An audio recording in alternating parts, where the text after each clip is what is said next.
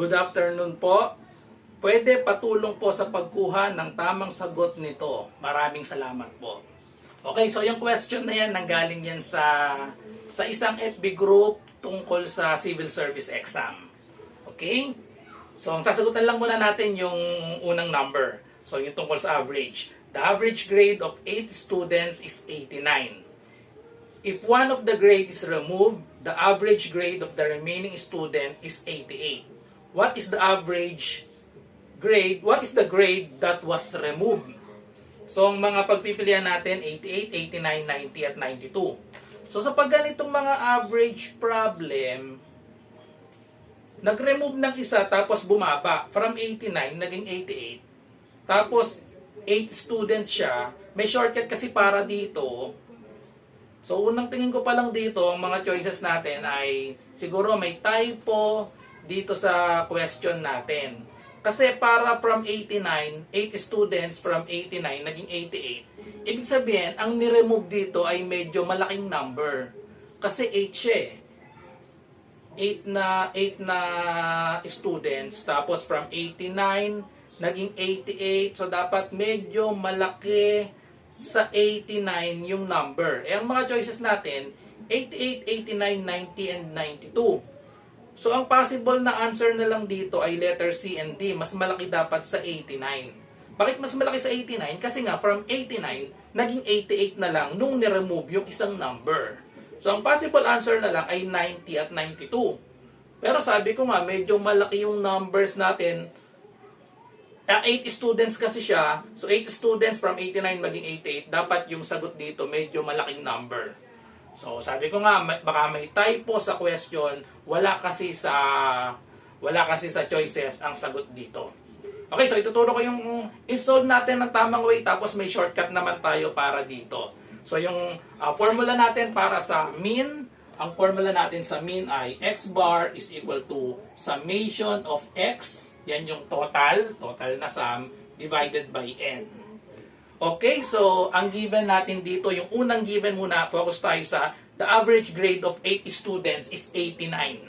So dito muna tayo sa 8 students. Okay?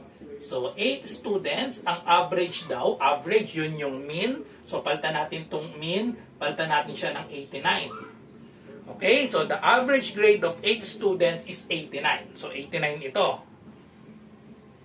So, tapos, 8 students, so ang n natin dito ay 8, dahil 8 students. So, makukuha natin itong summation of x, or ito yung total ng 8 students. So, summation of x, or ito nga yung total.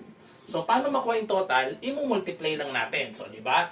Multiply lang natin 89 times 8. So, 89 times 8. So, manual natin, bawal ng calculator sa civil service. 8 times 9, so we have 72. 8 times 8, so that is 64.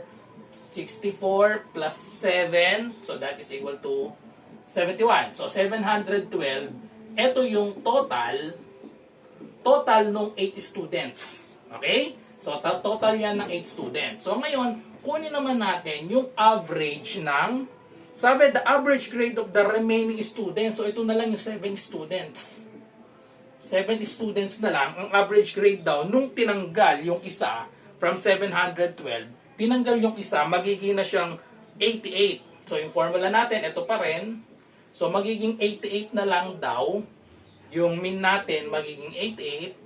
So, tapos yung total natin, babawasan natin ito ng isa. So, yung 712, babawasan natin ng isa.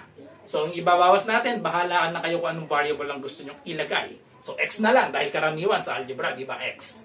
So, pero pwede naman niya kahit ano. Tapos, so 7 students na nga. So, over 7 na ito.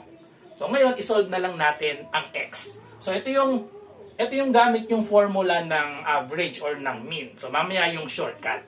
Okay, so solve for x. So, ang gagawin lang natin, tanggalin si 7 sa both sides. So, ibig sabihin, multiply natin both sides by 7. Okay, so para mawala si 7 dahil makakancel out na ito. So, 88, 7 times 88. So, 7 times 8, so that is equal to 56. Carry yung 5. 7 times 8, another 56 plus 5. So we have 56 plus 5, 61. Equals 712 minus x. So now solve for x. Matitira dito negative x, no? So subtract tayo ng 712. Subtract ng 712 to both sides. So pero baka malito pa dun sa pwede naman yung x ang ilipat natin. So para baka magkalito pa dun dahil nagkabaliktad. So itong negative x ilipat natin dito. Tapos itong 616 ang ilipat natin dito. So therefore negative x, pag lumipat dito x na lang siya. Just copy 712. Yung 616 ilipat natin, so magiging 616. So therefore, ano na ang value ng x natin? Subtract na lang natin 712 minus 616. 712 minus 616. So we have, so this will become 12. So ito ay 1. So magiging 0. Borrow 1 pa dito. So yan, magiging 10. So therefore, the answer is 10 minus 1. We have 9. 12 minus 6 is 6. So therefore, ayan. So sabi ko nga sa inyo, dapat malaki ang sagot dahil marami yung students. Marami yung students, 8 students from 89. From 89, naging 88. So, ang sagot natin, 96, na obvious naman na wala sa choices. So, paano bang shortcut para dito?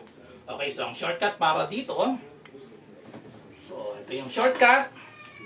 So, kapag 7, balik na rin natin. Gawin natin 7 students ay ang 7 students, manggaling tayo sa 7 students, 88. So, 7 students, kapag students, tapos, ito yung kanilang average. Kapag 7 students, ang average daw ay 88. So, tapos kapag 8 students, magiging naman siyang 89. So, ang shortcut lang dito, from 88 na 7 students na 88, ina-add lang natin yan. I-add lang natin itong 8. Kasi nadagdagan siya ng isa. From 88, naging 89. So mag-a-add lang tayo dyan kung ilan yung students natin. 8 times yung ilan yung increase. From 88, naging 89. So 8 times 1 lang yun. So shortcut is we have 88 plus 8, that is equal to 96. Okay? So, ganun lang kasimple yun. Kung ilan yung students, i-add lang natin kung ilan yung increase dito from 88, naging 89. Or kaparehas din, from 89 na 80 students, mag-subtract tayo ng from 89, mag-subtract tayo, or mag-a-add nga din yung kakalabasan kapag inano natin, pinumpute natin na gamit yung ano. Ayan, so shortcut, from 7 na 88, tapos mag-add lang tayo ng, dahil 8 students, mag-add tayo ng 8, dahil 88, naging 89 siya. So, 88 plus 8, that is equal to 96. So, yun yung shortcut or Hokage moves para sa average. Basta, nag-increase siya. Kung ang in-increase naman ay dalawa, so let's say, lagyan pa natin ng ibang example, para may mga shortcut tayo. Halimbawa, may 5 students, ang average ng 5 students ay 90. Tapos nagdagdag tayo ng isang estudyante, naging 92. So naging 92 yung average. So ano yung idadagdag natin dapat diyan? Kung naging 6 tapos naging 92. So ang shortcut para diyan ay from 90 mag-a-add tayo ng ilan ba yung in-increase from 90 naging 92. Ang in-increase natin ay 2.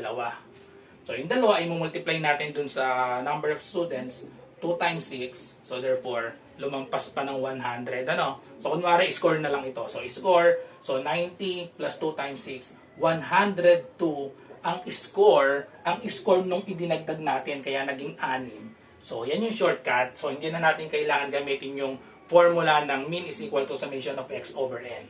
So, ito lang yung pinaka-shortcut niyan. Okay, so I hope nakatulong yung hinare ko na shortcut para sa pag-compute ng average kapag yan nagbawas or nagdagdag ng isang estudyante. So thank you for watching. Bye-bye and God bless. So kung may question kayo ay i-comment nyo lang po sa aking channel.